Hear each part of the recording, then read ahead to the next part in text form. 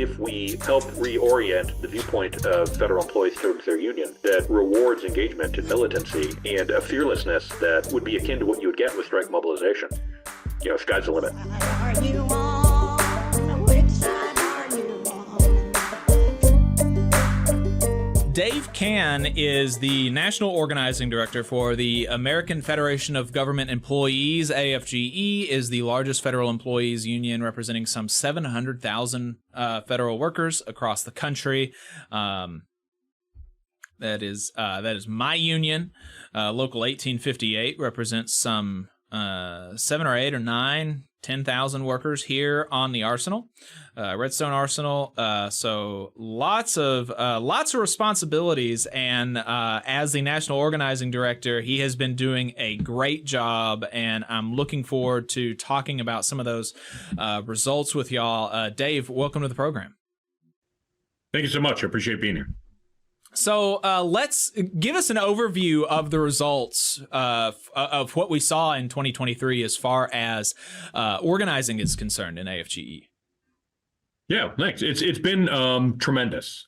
We have shown a rate of growth that we haven't seen in over a decade. And what we're seeing is the organizing success which we've had, which has been a growth rate of over 5% in the past year. Has been a combination of new unit organizing, where we're taking new folks into the AFG family, and a lot of internal organizing. And what's exciting about that internal organizing is we're taking the model that we've traditionally used for new unit organizing, which lends itself to building power and giving folks a voice and getting people involved with the sense of ownership of their union, and using that for our internal work. So not only have we shown growth, but we've shown an increase in strength as a result of bringing people in and helping them understand that when they join the union, it's an opportunity for them to have a voice. It's not an opportunity just to have representation. It's not an opportunity just to get good service, but it's an opportunity to take ownership of the workplace, to have a voice on the job. As a result of that, we've had great retention. We've had good engagement, and we've had a number of significant wins across the Federation that I think owe to the fact that people are stepping up to plate and mobilizing more than they had in the past. So it's been tremendous. And one of the things that's worth saying about this sort of bottom-up approach is none of the credit rests with me. It all rests with the locals, the council, the districts, the talented staff we have that are out there doing the work. I get the fortunate position of being a cheerleader to 750,000 people. Right. Yeah. It's definitely nice when folks are taking the initiative and you're in a supporting role as opposed to having to prod folks along. I imagine that makes it a lot easier. Can you talk to us about the difference between the organizing model and the organizing for power, rather than I have an insurance card in my pocket? Right, because you mentioned you mentioned that about not seeing the union as a service, and I think I heard you talk about how that's been people have pitched union membership in the past and in several unions, and including in AFGE, like fire insurance to new members, and I think I heard you talking about that on America's Workforce with Flash, and I thought that was that was really important. Can you talk to us about how you see those two models and why one is superior? Yeah, and thank you for asking that. I think that really comes down to the heart of the change. AFGE before the pandemic and before the Trump executive orders, which aimed to drive a spear into the heart of the federal workforce and make it so that folks could be organized, we had 27 years worth of growth. And that was a mix of different organizing methods, which included the service model, which I think wound up becoming the go-to. What that pitch winds up being is reaching out to folks and saying, listen, you wouldn't get into your car without driver's insurance. It's not allowed. You wouldn't go about your life without health insurance, because you never know when you're going to need it. And it would be irresponsible not to have job insurance, which ultimately is what being a member of the union is, or the argument we used to make. And in so doing, we'd get people to join often. We also have tremendous benefits, life insurance, discounts on tires, stuff like that. And while that's a great sweetener and one of the benefits of joining, and certainly nothing to malign, we were using that to recruit folks too a lot. And as a result, what ended up happening was people's understanding of what it meant to be a union member was hobbled. It was restricted by their understanding of the fact that they paid a fee to AFGE and as a result would get a service from it. They didn't think of themselves being active participants. I've got a motorcycle. If my motorcycle insurer were to call and say, "Hey, Dave, we need you to come to a rally on Saturday," I said, "I think you've misunderstood the nature of our relationship." And so that's what was happening before. So now when we ask people to join, we say, we have, and this goes back to Jane McAlevin when she talks about no shortcuts, and inducing people or trying to recruit people based on selling a service. There's a shortcut there, but it's easier, I'd say in some ways, but it winds up costing them and the organization in the long run. If you wind up having a one-on-one conversation with every bargaining unit employee and saying, tell me about your job. And it's better, by the way, it's always going to be better when it's a coworker. It's always going to be better when it's a trusted activist or leader in the workplace. Because, while I've dedicated my career and life to the labor movement, I'm not a federal employee. And I don't work in a DOD warehouse or a VA hospital or on the border with the Border Patrol agents or working the gate with the TSA folks or in any of the field offices with SSA. So while I can have an acute understanding of this based on the thousands of conversations I've had with federal workers, it's always going to mean more coming from a coworker. So you sit down and you say, we do this work. Tell me about what it's like. Tell me about your experience. How long have you been here? Have things gotten better or worse? If you had a magic wand, what would you change? Tell me a little bit about what's not working. And as they do, say, does management know about this? Do they care? Have they done anything to fix it? How did that affect you? How did that affect your family? And as you find the issue that people care about, you agitate around it, you help them. Because I think it's hard for people have things that upset them about work, to walk around all day with that at top of mind. That's not livable. So people push it down, they sublimate it. And so a big part of the organizing conversation is to take out that thing that people are unhappy about and walking around. They get a case of the Sunday scaries, a colleague of mine calls it, where they don't go on to work. And obviously our people work 7 days a week, many of them, or don't get weekends off, and that's the work we do. But and helping people understand that they don't need to live with that discontent, polishing off the concern, the agitation part, and showing it to them. Say, you just told me this thing bothered you. As we end this conversation, you have a choice. You're making a choice either way. You're deciding to abide by it, to live with it, to ignore it, to not address it, or you can have a voice on the job and you can be a part of resolving it. Because your boss knows about this, or they don't because they haven't asked. But there's only one way to address it. There's only one group of people looking out for federal employees. It's federal employees. There's 750,000 of us standing shoulder to shoulder. And I'm gonna be honest, even if we hear from a million other people, nobody else has the same experience you do. Nobody else is gonna have your voice and your power and the opportunity to speak up in the way that you can. And hopefully at the end of this conversation, you're willing to get more involved. And then a series of one-on-one conversations after that, getting people involved in baby steps. And there's a science to how you build people up. Which, as we've rolled out this program, we're trying to teach to local leaders, because again, an organizer is always trying to work themselves out of a job. If the fact of the matter is 30 organizers and 931 locals in AFGE, we can't be in every place, even if we wanted to. But at the end of the day, the power should reside with the locals and the members. So we want to be building the infrastructure and the power within each place, so that we can be there to support, and we always will. But that they're the ones that are driving, that they're the ones that have the power, they're the ones that understand the mechanisms they need to build their union and to have a voice and address the issues. And so using that one-on-one conversation as the crux of the turn, and having what being a member means be based around those one-on-one conversations winds up being really significant. One other thing I would add, if you don't mind, is when we talk about service model work, what we're doing is we're doing something called third-partying the union, which I'm sure, Jacob, you've heard about.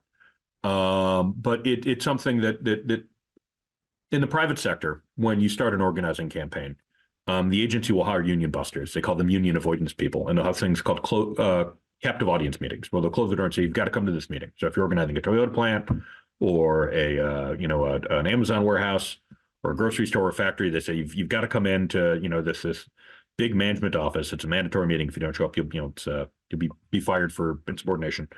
And then they bring in a $1,500 an hour lawyer from Jackson Lewis or somewhere like that to talk about how you shouldn't join the union. And the AFL-CIO has done a lot of research about what it is that scares people off.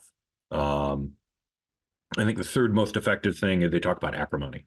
They say, things might not have been perfect, but you can feel the tension here. You can feel how uncomfortable it is. That's all because that's what happens when you get a union. And obviously, a part of their effort is to make things as tense as possible. They're trying to scare them away. I think the second is talking about how unions are corrupt and run by the mob and stuff like that, which was not a fable. That used to be a problem in certain sectors over time, but we're men of the world and men and women and union siblings of the world in 2024. We know that's not the case anymore. But the first most effective thing is third partying the union, where they say, listen, if you need to leave early to go take your kid to a soccer game or go to a doctor's appointment, you can always come to my office and ask. You can always, if you need a raise, you can always come to me. But if you get a union, then I can't say yes to you as your boss. I need to talk to some union boss who will say yes or no. And we don't want to bring a third party into our relationship. And that's the most effective way to deter people, to keep people from getting involved in unions. So here's what's crazy. When we use the service model, we're saying you pay me, the union, or us, the union, or them, the union, to represent you, and you're not involved. We're saving the employer $1,500 an hour by third partying ourselves. And so not only are people never going to get involved, but it's the main thing that drives people away. So not only are we, doing the service to the members of giving them a voice and getting them involved and handing them the reins of their union by having an organizing model that puts their issues and their control front and center, but we're not driving them away in the way that we would with the service model, based on what the research shows. When you talk about, these one-on-one conversations and building people up, I think that's really important, building people's confidence in the actions that they're taking and all of this. What would you recommend for some of the first steps to, some of the first homework assignments that you give to people that you've had a couple of one-on-ones with them and they say, okay, yeah, all right, Jake, you've convinced me. I think the union seems like it's fine. I'm willing to join. Paying my dues now. You said, I'm the union. I need to get involved. What does that mean? What are some of the first things you can give to new members to get them involved? That's a wonderful question. And the answer to that is always going to be super personalized. And I mean that in two ways. The first one is the thing that is animating to the person, the issue that they care about, or the issue that they care about are specific. So you're going to want to try to see if you can get that person involved to address the thing that they care about. And then when you're going back to them and having conversations with them, being able to draw on that if they show reticence or reluctance to get involved. And that's commonly going to happen. It's going to be like, I can't right now. I've got a bowling league. It's like, absolutely. But last time we talked, you talked about how important it was for you to see fair staffing and how that impacts in your family. We talked about making sure that we resolve that. Here's we need to do that now. The second thing is everybody's going to be involved in different things. As you have conversations with folks and get to know them, and they get to know themselves in a union context, they're going to give hints and inclinations about the things that they're most interested in doing. So some people love social media. They might want to get involved with helping do communications for the local.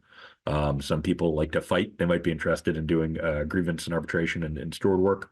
Some people are sort of natural leaders in the workplace. They run the fantasy football group or a prayer circle or a hunting club, and they might naturally fall into organizing because they understand people's relationships and people confide in them and trust them, and they have the opportunity to unlock in people a willingness to get involved and share themselves and their efforts with their coworkers. But in regards to those specific actions, as you do escalating direct actions, I always think of it's not just a staircase that goes up because there's two axes. There's two things that are involved in taking action that people need to be built up to. One is how much effort it is. So let's say that's the bottom axis of it.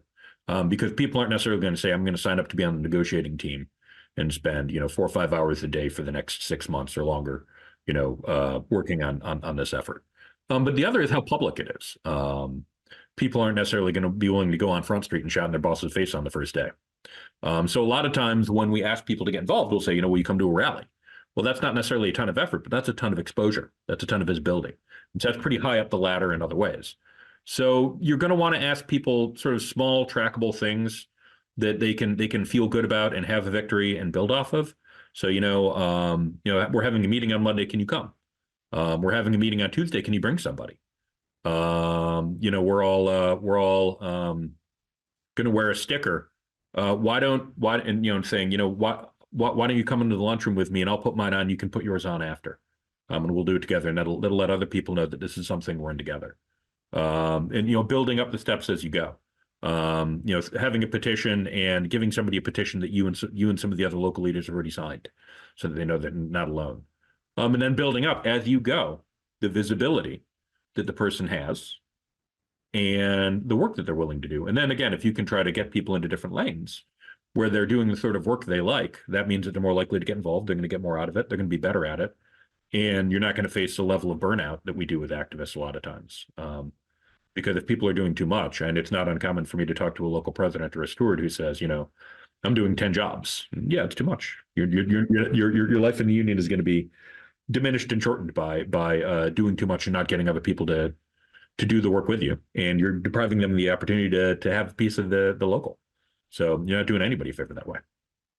Right. And that goes back to, you mentioned about organizing yourself out of a job, right? I mean, that is that is so important for the person doing the organizing, because it's so easy to just take on so much work that you do burn yourself out, and right. you do, and you make it such that you're not enjoying yourself anymore, that you're overwhelmed, and then the quality of your work can begin to suffer for right. the union, right? And you if you do too much, you can't do a good job, and then you're also, you're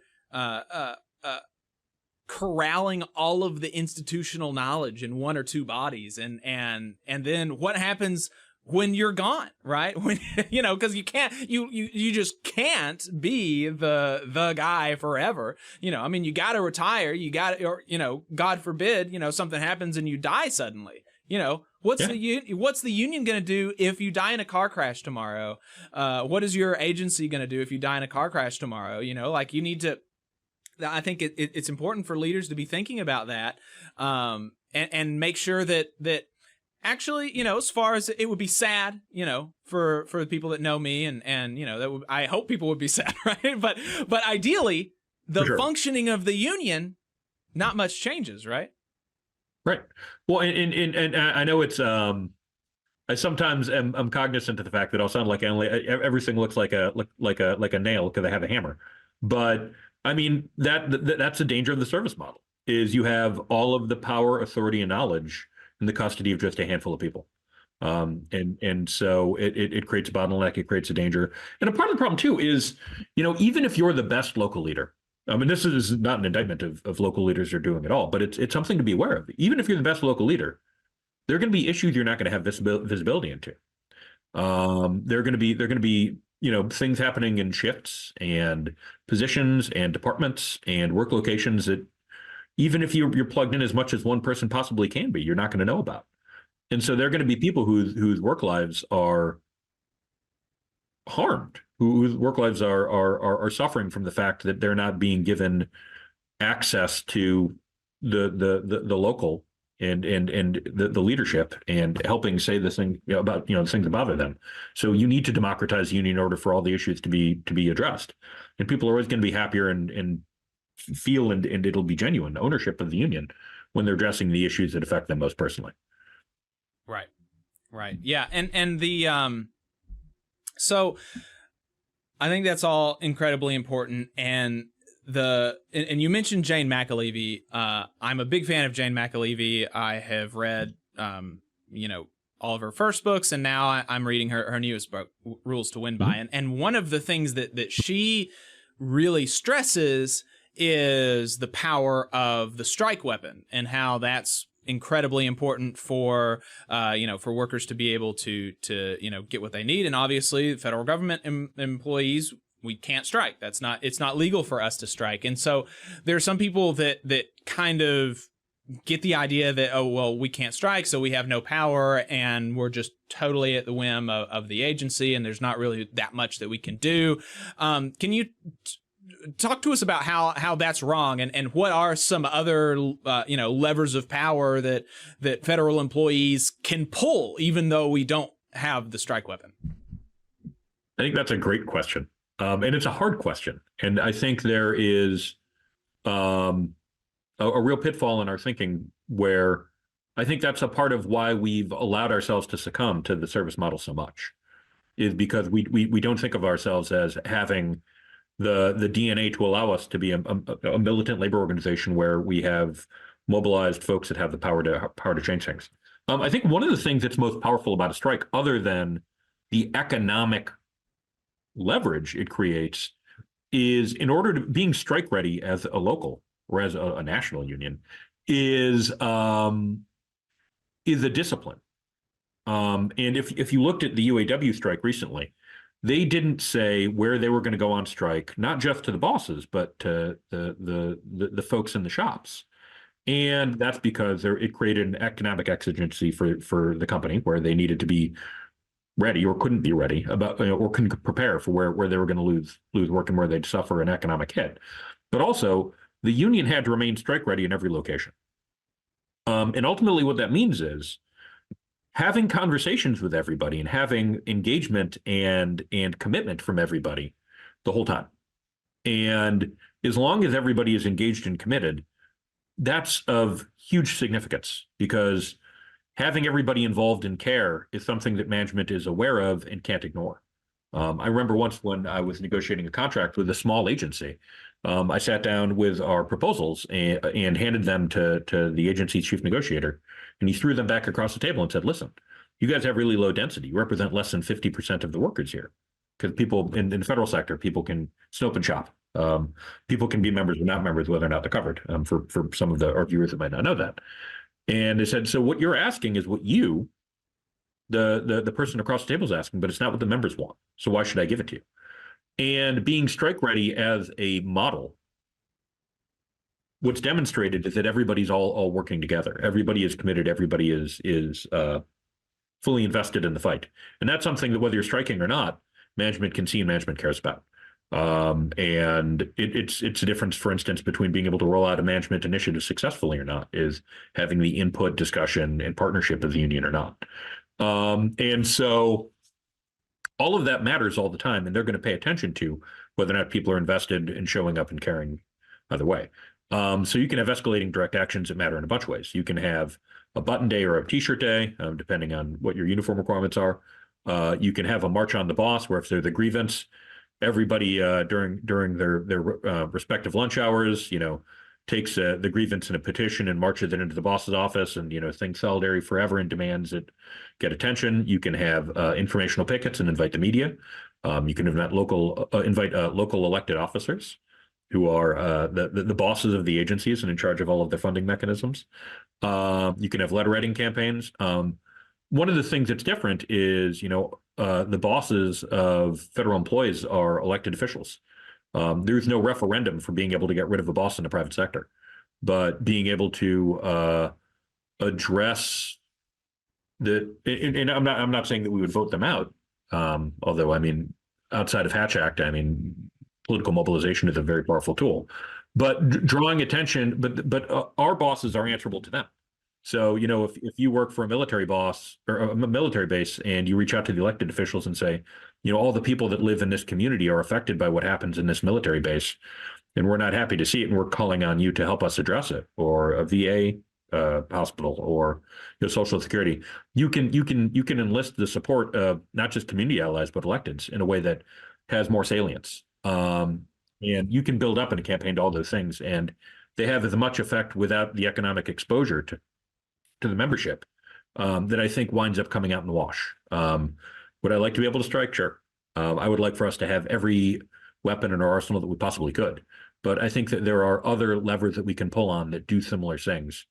And frankly, I don't feel deprived for the lack of ability to do it. And if we help reorient the viewpoint of federal employees towards their union that rewards engagement and militancy and a fearlessness that would be akin to what you would get with strike mobilization, sky's the limit. And we've seen for whatever it's worth, we've seen real success there.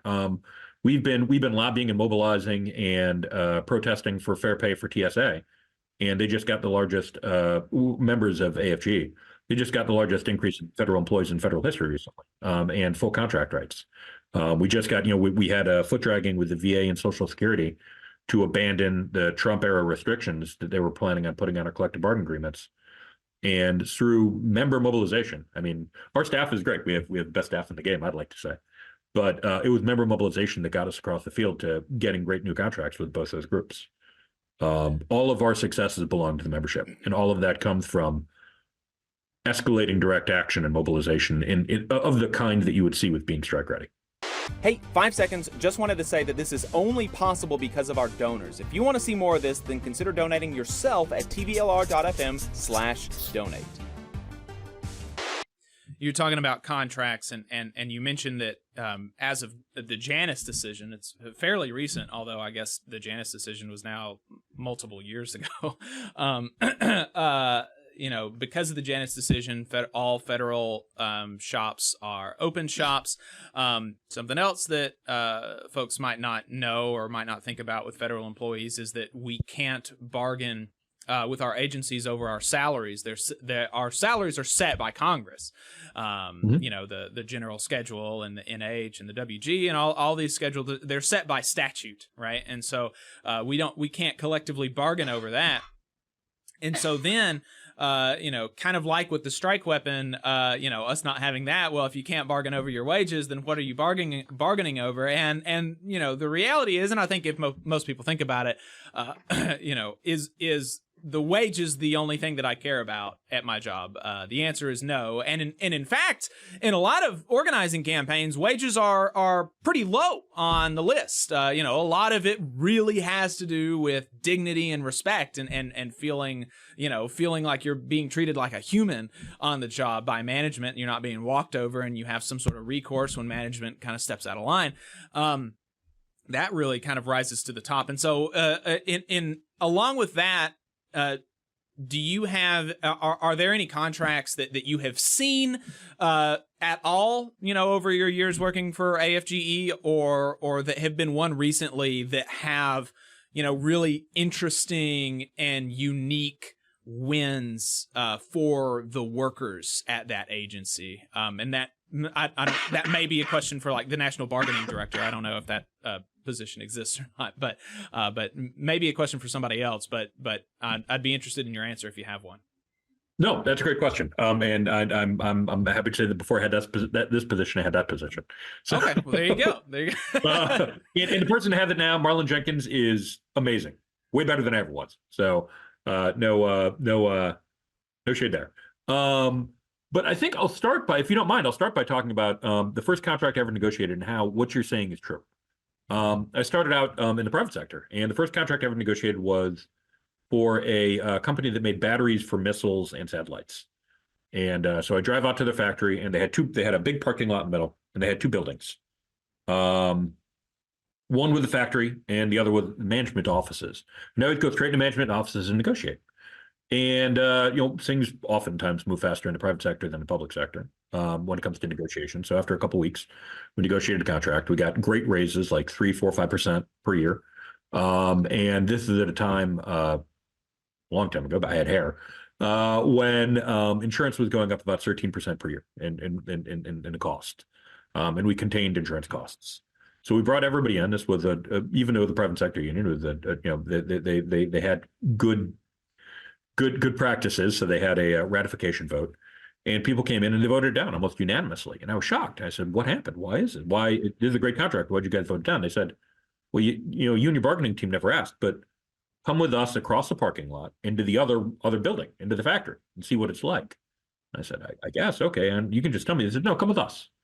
So we left the big glass building, walked across the parking lot, and walked into the factory. And the factory was, in essence, a giant airplane hangar that had never been properly retrofitted to be a factory. So there were big areas where windows would be where there was nothing. So, they worked in sweltering heat in the summer and freezing temperatures in the winter. They showed me a bathroom that looked like something out of Train Spotting. It was a nightmare. There was one of the people who was on the bargaining committee, who was a lady in her 70s, who was excellent about talking about contract language, understood stuff really well. I never mentioned this, but she showed me her job, where she would carry this giant 30-pound battery across, this floor of broken concrete with an open top that was sloshing around with all this dangerous chemicals. She did that day in and day out. That was her job. They said, this is the stuff we care about, our working conditions, and the fact that it shows a lack of respect that even when we address it, we can't get, a workable, a livable working space and usable bathrooms and stuff like that. So we went back to the table, and, our slate of proposals were totally different. And when we got when we negotiated on what people cared about, and it was based on terms and conditions that the employees said that mattered to them, everyone was happy. And it was ratified unanimously. And so, it goes to show that, as you're saying, and when you ask workers what they care about, you're going to get a different answer, and it's not always necessarily going to be strictly economic. And so that's a part of what happens in the federal sector. And folks that are new to bargaining will hear all the time, you want to change this, you want to change that. That's too small an issue. It's de minimis. And, we don't have to bargain over that, but we can bargain over everything. The federal sector, we can bargain over everything from the price of the food in the vending machines. And more than that too. We can bargain about staffing ratios. We can bargain about types of pay and reward that go beyond simple wages. You can negotiate leave. You can negotiate almost everything that has to do with your day-to-day work. And ultimately, that winds up being a lot of what matters to people most. Opportunities for promotion, opportunities for health and safety, particularly in the wake of COVID. So we've negotiated some amazing contracts over the years. And again, the thing that it comes down to is making sure that the employees are having a voice about the things that matter to them. Because even when you've got a bargaining team that's composed entirely of rank and file workers, if you represent a group like the VA, where it's over 300,000 people, or a group like the Social Security, where it's almost 50,000 people, the same for TSA, you're going to be hearing about issues that need to be represented at the table and are going to make huge differences in people's work lives. So while we've seen amazing contract language, I'm always hesitant to say this is the thing that makes the biggest difference, because I have the privilege of in doing organizing work, of talking to workers. The things that matter to people are never the things that I would assume.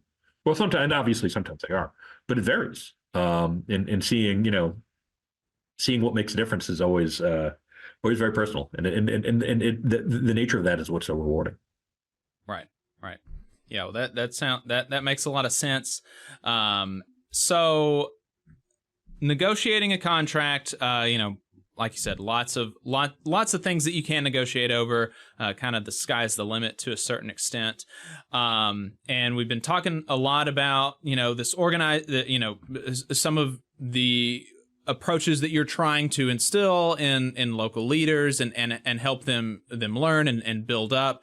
And so if I'm at, we're on the radio in Alabama and Louisiana, but online, folks from all over the country listen to us. And so I do get questions from some folks in federal employee locals, and talking about how, they don't feel like their local has a really strong presence on the job. They don't feel like, they have a whole lot of ownership over their contract. Their contract is old, and just generally that they don't feel like the union's strong. Not a lot of people are members of the unions. The management doesn't think about the union much when they're making decisions. In cases like that, what would some of your advice be to rank and file activists or local leaders in that situation who want to turn that around? Well, to go back to my previous joke, that sounds like a nail. I think the way to solve an issue of there's different issues in there. So one is a local that's stagnant, where you have a local that has fallen into a pattern of a certain type of representation of a certain level and a certain complexion that isn't meeting the needs of what the whole bargaining unit has. So even if we're just evaluating it on as a service local, it's not doing enough. And then the other is, a local where people are discontent, and it's not doing enough, and people are upset because their voices are failing to be heard. The answer to both of those things is for people to get more involved and to have conversations and to show up, because the power of the union is never going to come from the local president. And I've seen great local presidents from powerful unions and have locals, and I've seen great local presidents at sort of anemic and weak ones. It goes back to, sitting across the table from the agency saying, you don't represent half these people. Why should I care? If people show up and people are involved in in saying what they care about and taking a piece of what the union does and engaging in that representation and organizing together, that's going to make a huge difference. So you don't need to be a local officer to have an organizing conversation with a coworker.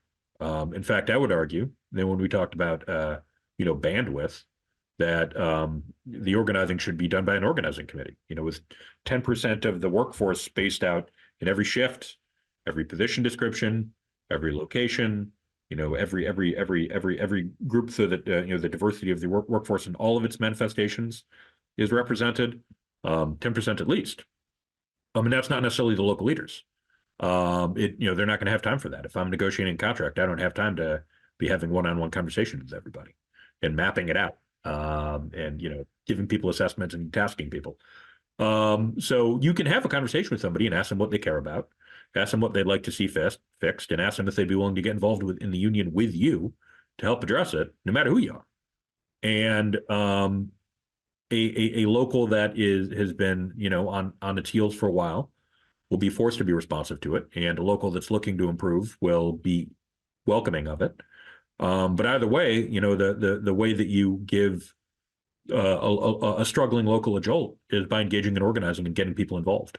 And you're gonna increase your power, you're gonna increase your influence, you're gonna increase the number of hands that many hands build a barn faster than just a few. And that's the same thing with a local.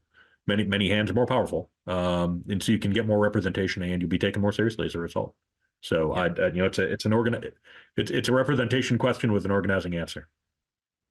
And just to circle back to the beginning of the conversation to wrap this up, this is making use of this model has been really successful for AFGE. You mentioned 5% year-over-year growth. That's huge. And put some numbers to that for us. What does that mean in terms of numbers of new members? Yeah, that's a great question. So we have, I don't know if you ever heard of the silver tsunami. They've been talking about it in the federal sector for decades now. It first came up under Bill Clinton. But, we've got an older than average workforce. We have about 3,500 people retire every month. So in order to break even, we need to be bringing in 3,500 people. So we've been building on that. I think last month we added 1,000 new members. We've been having about 1,200 per month on average added recently. And so again, that's not, our organizers are out there working hard, doing great. And I couldn't be prouder of the work that they do. But ultimately, if you're going to have real success in organizing, it's getting done by local activists, and not just local presidents, but people that are involved. So we've seen, tremendous growth. We're back to where we were before the pandemic. We had a huge loss during that time, and our numbers continue to grow. And I'm pleased to say that it looks like the growth rate is still accelerating, which makes sense, because when you have workers talking to workers about the issues that matter to them, that naturally is scalable in a way that staff-driven organizing wouldn't be. So as long as we have fidelity towards, what you were talking about with the Jane McAlevey model of, organizing and worker empowerment and having workers do the work, having federal employees talk to federal employees, and getting support and instruction and guidance and resources from their leadership and the staff. Sky's the limit. Yep, absolutely, and couldn't come at a more needed time as we go into an election year 2024, and there's a very real possibility of a second Trump administration. that has all but declared preemptive war on federal workers, and so it's going to take that strong organization from the bottom to the top to be able to resist and repel that attack that would come with a second Trump administration. So this has all been very great, Dave. I really appreciate your time. Is there anything else that you want to make sure that you leave our listeners with before we let you go? Yeah, if you don't mind. I'd say two things.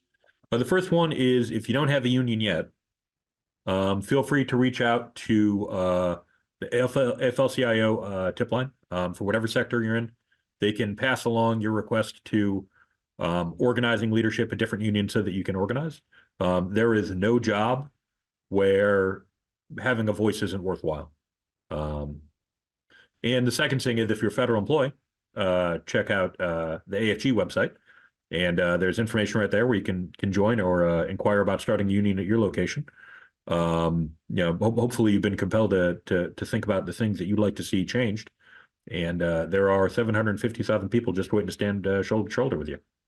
Thank you, Jake, for giving me a chance to talk a little bit. I appreciate it. Yep, thanks for coming on. Enjoyed it. All right, folks. Dave Cann, National Organizing Director for the American Federation of Government Employees, the largest federal employee union in the country. Really appreciate his time. I enjoyed that. Yeah, really enjoyed that. Great stuff, and love to hear that coming from a big union embracing organizing. It's definitely much needed. You just saw a clip from the Valley Labor Report. We are live every Saturday morning from 9:30 a.m. till 12:30 p.m. And we pride ourselves on keeping all of our content free to everybody so that we can talk to as many working folks as possible. If you support the work that we're doing, you think that it's important, you think that it's good, then consider making a monthly contribution to the project, and you can do that on our website, tvlr.fg.